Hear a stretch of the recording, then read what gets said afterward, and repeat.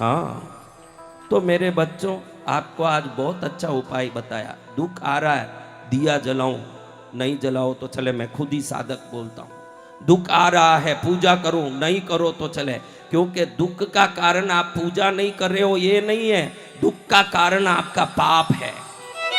दुख का कारण क्या है? पाप। और पाप पश्चाताप के बगैर जाएगा नहीं। तो हमारी पूजा का क्या? अरे पूजा पुण्य देगा। देखो कई लोगों के पास पैसा है, बेटा नहीं है, देखा है ना आपने? देखा है, पैसा है बेटा नहीं है, देखा है? तो पैसा उनका किया हुआ पुण्य है, वो निपुत्रता उनका पाप है। दोनों साथ ही चलेगा। शरीर चलेगा तो छाया भी साथ ही चलेगी। ये बेटा बहुत धनवान हुआ, घमंडी हुआ, माँ तो रोज याद करे बेटा बेटा बेटा। कभी भी जाएं तो बाहर से ही कह दे, माँ इधर मत आया करो, तुम्हारी फटी साड़ी ये सब देख के लोग बड़ा मुझे मजाक उड़ाते, या मत आओ। माँ रोती रहती कहे, मैं तेरे सिवाय और कहां जाऊंगी बेटा, तू अकेला है मेरा, तुझे नहीं देखूंगी और कहां जाऊंगी, किसको देखने जाऊंगी। जैसे जैसे समय बढ़ा वो बढ़ता गया, शादी भी हो गई, उसके बच्चे हो गए, जमींदार जी मर गए, अब ये जमींदार बन गया, बहुत बड़ा आदमी बन गया। माँ भी बूढ़ी हो गई, एकदम लाचार हो गई, अब चलना फिरना मुश्किल हो गया। सोची कि शायद आगे मैं इस खाट से उठूं कि नहीं, थोड़ा सा शरीर में बूंद जितना बल है तो एक बार बेटे को देख के आ जाऊं। सच्ची घटना सुना रहा हूं आपको, पाप पुण्य की कथा। धीरे धीरे लाठी पकड़ के एकदम कमर पकड़ती हुई, चल नहीं पा रही है, बीमारी ने घेर लिया, दरिद्रता ने घेर लिया, बेटा बहुत जमींदार। आपको भी बोलता हूं, यहाँ कथा में आके बैठे हो, भगवान का नाम सुनने बैठे हो, भगवान का नाम तो सुनना ही है, लेकिन घर में आपके माँ बाप आपसे खुश हैं क्या, ये पहले ध्यान दीजिए। आपके माँ बाप आपसे दुखी हो ना, आप ईश्वर का नाम लो।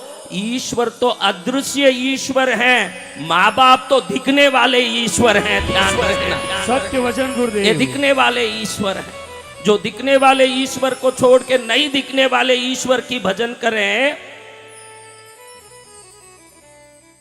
कभी माँ बाप की सेवा की ही नहीं, फिर गंगा नहाने से क्या फायदा।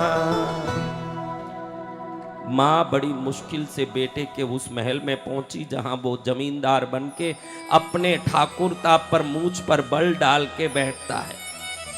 बाहर काम वाले रोकते हैं, अंदर नहीं जाना।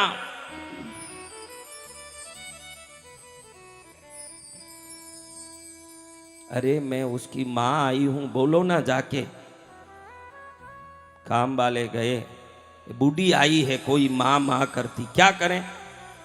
अंदर से चिल्लाता है, शर्म नहीं है इस बूढ़ी को, 1000 बार बोल दिया मेरे पास आया मत कर, इधर क्या जरूरत है इसकी, यहाँ आके मुझे बेशर्म बदनाम करती है, क्यों आती है। एक नौकर से 500 रुपया दी उसने, बोला कि ये वो बुढ़ी को दे दो, पैसे के लिए आती होगी भिखारिन, काहे लिए आती है, ये 500 दे के बोलो यहां से निकले।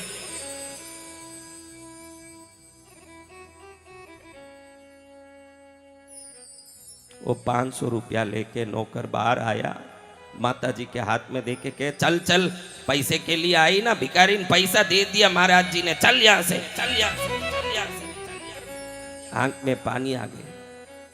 बेटा मैं तो तुझे बर्तन घिस के कपड़ा धो के भी पाल लेती, लेकिन तू ये वैभव को भोगे और मौज ले, इसीलिए मैंने तुझे यहां दिया था। उस वैभव से मुझे तुम लात मारता है, मुझे तो इतना ही था कि मैं जा रही हूं, अंत समय है, तो तेरे एक शब्द कान में डाल लूं। मैं यहाँ बाहर खड़ी होके इतनी चिल्ला रही हूं, तेरे कान में मेरा आवाज नहीं पड़ा, बेटा कोई बात नहीं, भगवान तुझे खुश रखे, ऐसे बोल के वो निकल गई वहां से। आपको बता दूं कि ऐसे कई बार ईश्वर की सत्ता तुरंत अपना पर्चा दिखाती है। जैसे ही वो वहां से निकली, कि बेटा एक बार मैं तेरे कान में मेरा आवाज डाल दूं, मैं बेटा बेटा करके मेरी आवाज तू सुन नहीं रहा है, मुझे धक्का मार के माँ भेज रहा है, तेरे कान में मेरा आवाज नहीं पहुंच रहा है। ऐसे रोती रोती वो घर गई नहीं, वही खाट में प्राण त्याग दिया उसने। और जैसे ही इधर उसका प्राण निकला, उधर वो बहरा हो गया बेटा, कभी नहीं सुन पाया। असली घटना बता रहा हूं। उसी समय उसके कान सुनने बंद हो गए। जिस माँ का आवाज जिस बेटे ने नहीं सुना था, ईश्वर ने उसकी सुनने की शक्ति निकाल दी उसके शरीर से। ये सच्ची घटना बता रहा हूं आपको। कोई भी कर्म करो तो सोच के करो, दगा कर रहे हो कि धोखा कर रहे हो, कि भाई का धन हड़पने की कोशिश कर रहे हो, कि भाई के खेत में हाथ डालने जा रहे हो, कि अपनी देरानी जेठानी पर झूठा आरोप लगाने जा रहे हो, कि कुछ भी करोगे, लाख आंख से देख रहा है तुझे देखने वाला। कितने आंख से देख रहा है? लाख आंख से। होशियार तो चुप है रहता, मूर्ख शोर मचाता, मेरे दादा के दरबार में सब लोगों का खाता, मेरे दादा के दरबार में सब लोगों का खाता। देखो मैं तो कल चले जाऊंगा, मेरा तो आने का दिन था, न जाने के दिन आ गए। मैं तो मेरा नदी की तरह हूँ। संत और नदी एक जगह रहेंगे तो गंदे हो जाएंगे, ध्यान रखना, इनको चलते ही रहना चाहिए। लेकिन आपको मैं आदेश दे के जा रहा हूँ, मेरे बच्चों, सब ने गुरु दीक्षा ली, आप सबको आदेश दे रहा हूँ। नहीं लिए उनको भी आदेश दे सकता हूँ। संत का आदेश सर्वोपरि है कि अपने पापों का एहसास करने की कोशिश करो कि किस जगह मैंने पाप किया, और बराबर दिल से पश्चाताप करने की कोशिश करो। अगर मोम की तरह पिघलने का भाव रखोगे तो निश्चित आपके हर कर्म में जो विघ्न आ रहे हैं सब स्वयं समाप्त हो जाएंगे। जय गुरुदेव।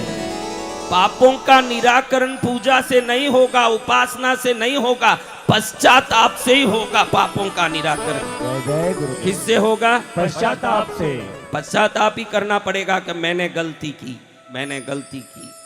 किस किस को लग रहा है मैंने जीवन में गलती की है महाराज, मैंने गलती की? किस किस को लग रहा है? हम सबको लग रहा है गुरु भगवान। तो फिर हाथ जोड़ के मैंने जो भी गलती की क्षमा चाहता हूँ बोलो। मैंने जो भी गलती की मैं हाँ, सभी ये से... शब्द आप भाव से कहना घर में। जब भी ईश्वर के सामने मंदिर जाओ, मेरी गलतियों को क्षमा करो। हम क्या करते हैं? प्रणाम करते हैं, पूजा करते हैं, आराधना करते हैं। अरे पुराने खाते में जो नुकसान है उसको सुधारे बगैर नए खाते में नफा कैसे आएगा? कोई व्यापारी है तो समझ लें। सही है, सही गुरु। नुकसान सुधार बगैर नफा कैसे आएगा? You are now in a gross loss, then how you can expect a gross profit in your life? ये पॉसिबल नहीं है कि आपके जीवन में नुकसान है तो आप रोकड़ खाते में ग्रॉस प्रॉफिट चेक करने जाओ। पॉसिबल नहीं है ये बात। अपने नुकसानों के लिए यानी अपने गलतियों के लिए जिस दिन पश्चाताप करोगे, माँ बाप की सेवा में लगे रहोगे, भगवान का ये स्वरूप है। भगवान खुद हर घर में नहीं पहुंच सकते, इसलिए माँ बाप के रूप में खुद वहां उपस्थित होते हैं हर घर में। उनकी सेवा करो, उनकी भक्ति करो।